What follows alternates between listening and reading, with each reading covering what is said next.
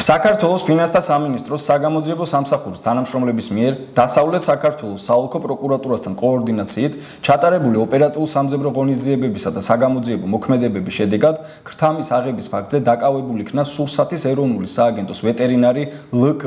გამოძიებით დადგინდა, რომ ბრალდებული მუშაობდა სურსათის ეროვნულ სააგენტოში ვეტერინარის თანამდებობაზე და სხვა მოვალეობებთან ერთად ერთ-ერთ ადმინისტრაციულ ერთეულში უზრუნველყოფდა ცხოველის აღრიცხვიანობისა და იდენტიფიკაციისთვის საჭირო ეგრეთ წოდებული საყურე ნიშნების უსასყიდლოდ გაცემას.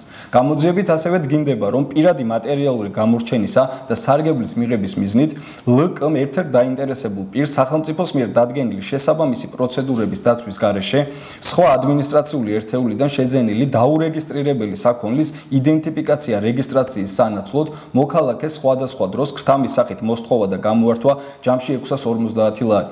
გატარებული ღონისძიებების შედეგად ამოღებულია ქრთამის სახით აღებული თანხის ნაწილი.